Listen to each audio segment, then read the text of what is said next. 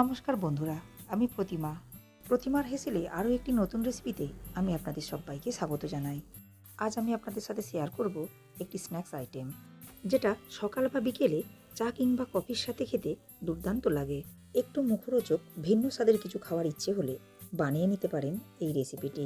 আজ আমি আপনাদেরকে তৈরি করে দেখাবো ব্রেড পকোড়া। রেসিপিটি বানাবার জন্য খুব বেশি উপকরণের দরকার হয় না। দেখে নেওয়া যাক রেসিপিটি কিভাবে বানাবো। রেসিপিটি বানাবার জন্য এখানে 4টি রুটির স্লাইস নিয়েছি। রুটির স্লাইসগুলো একটা ছুরির সাহায্যে এভাবে কোনাকুনি করে কেটে নিতে হবে। দেখুন, রুটিগুলো কেটে নিয়েছি। ব্রেড পকোড়া বানাবার জন্য আলুর পুর লাগবে। তার জন্য গ্যাস ওভেনে একটা ফ্রাইং প্যান বসিয়ে প্যানের মধ্যে দিয়ে দিলাম 2 টেবিল চামচ পরিমাণ সরষের তেল। তেল খুব ভালো মতো গরম করে নেওয়ার পর তেলের মধ্যে দিয়ে দিলাম 1 চা চামচ পরিমাণ গোটা জিরে, দিয়ে দিলাম 1 টেবিল চামচ পরিমাণ গ্রেট করে নেওয়া আদা ও রসুন, 2টো কাঁচা লঙ্কা কুচি। সমস্ত উপকরণগুলো নাড়াচাড়া করে খুব ভালো করে ভেজে নিতে হবে। উপকরণগুলো কয়েক সেকেন্ড নাড়াচাড়া করে নেওয়ার পর এরপর এর মধ্যে দিয়ে দিলাম একটা মিডিয়াম সাইজের পেঁয়াজ কুচি। আবারও সমস্ত উপকরণগুলো কয়েক সেকেন্ড নাড়াচাড়া করে নিতে হবে। দেখুন, সমস্ত উপকরণগুলো খুব ভালো মতো ভেজে নিয়েছি। আর এখানে 3টে আলু সেদ্ধ করে খোসা ছাড়িয়ে নিয়েছি। এখন এই আলুগুলো ভেজে নেওয়া মশলার উপর একটা গ্রেটারের সাহায্যে খুব ভালো করে গ্রেট করে নিতে হবে।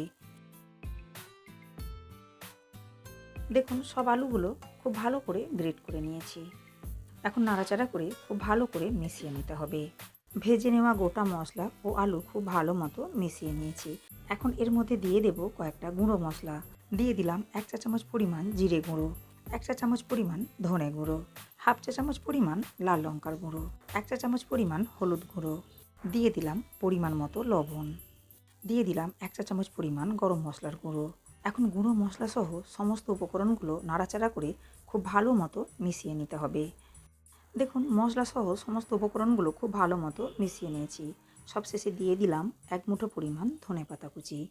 আবারও ধনেপাতা সহ সমস্ত উপকরণগুলো নাড়াচাড়া করে খুব ভালো মতো মিশিয়ে নিয়ে গ্যাস অফ করে দিলেই তৈরি হয়ে যাবে আলুর পুর। এখন এই আলুর পুর একটা প্লেটের মধ্যে উঠিয়ে নিয়ে খুব ভালো করে ঠান্ডা করে নিতে হবে। পকোড়া বানাবার জন্য এখানে একটা পাত্রের মধ্যে নিয়েছি 250 গ্রাম পরিমাণ বেসন। বেসনের মধ্যে দিয়ে দিলাম পরিমাণ মতো লবণ, দিয়ে দিলাম 1 চা চামচ পরিমাণ হলুদ গুঁড়ো, 1 চা চামচ পরিমাণ কাশ্মীরি লাল লঙ্কার গুঁড়ো, দিয়ে দিলাম 1 চা চামচ পরিমাণ আজওয়ান, 1 চা চামচের 4 ভাগের 1 ভাগ বেকিং সোডা। এখন সমস্ত উপকরণগুলো নাড়াচাড়া করে খুব ভালো করে মিশিয়ে নিতে হবে। খুব ভালো মতো মিশিয়ে নেওয়া হয়ে গেলে এরপর অল্প অল্প জল দিয়ে একটা মিডিয়াম ঘনত্বের ব্যাটার তৈরি করে নিতে হবে। দেখুন, ব্যাটারটা হাতের সাহায্যে খুব ভালো মতো ফেটিয়ে নিয়েছি। আর ব্যাটারের ঘনত্ব ঠিক এই রকম রাখতে হবে। এরপর কেটে নেওয়া রুটির উপর আলুর পুর দিয়ে ভরে নিতে হবে। দেখুন, একটা রুটির টুকরো আলু দিয়ে খুব ভালো মতো ভরে নিয়েছি। এরপর কেটে নেওয়া আরও একটি রুটির টুকরো দিয়ে আলুর পুরটা ঢেকে দিতে হবে। এরপর হাত দিয়ে খুব ভালো করে সেট করে নিতে হবে। একটু দেখে নিলেই বুঝতে পারবেন কাজটা কিভাবে করে নিতে হবে। দেখুন, একটা রুটি খুব ভালো মতো পুর দিয়ে ভরে নিয়েছি। এভাবে বাকি রুটিগুলো আলুর পুর দিয়ে খুব ভালো করে ভরে নিতে হবে। সব রুটির টুকরোগুলোই আলুর পুর দিয়ে খুব ভালো করে ভরে নিয়েছি।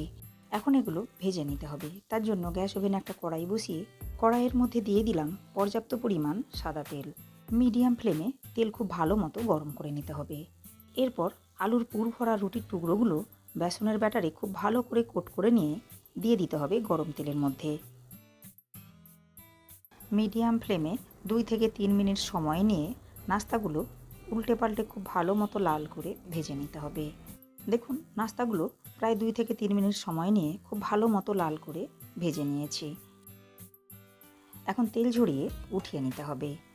বাড়িতে অতিথি আসলে চা কিংবা কফির সাথে পরিবেশন করতে পারেন এই রেসিপিটি বাড়িতে বানালে খেয়ে কমেন্ট করে জানাবেন রেসিপিটা আপনাদের কেমন লেগেছে। পরের ব্যাচের নাস্তাগুলো এভাবেই ভেজে নিতে হবে। আমার আজকের এই ব্রেড পকোড়ার রেসিপিটা আপনাদের ভালো লাগলে লাইক ও শেয়ার করবেন। রেসিপিটা ফেসবুক থেকে দেখলে পেজটিকে ফলো করে নেওয়ার অনুরোধ রইল। ইউটিউব থেকে দেখলে চ্যানেলটাকে সাবস্ক্রাইব করে পাশে থাকা বেল আইকনটি প্রেস করে নেওয়ার অনুরোধ রইল। এতে করে আমি চ্যানেলে যখনই কোনো নতুন ভিডিও আপলোড করব, সাথে সাথে নোটিফিকেশন পৌঁছে যাবে আপনাদের কাছে। ভালো থাকবেন, সুস্থ থাকবেন। ধন্যবাদ।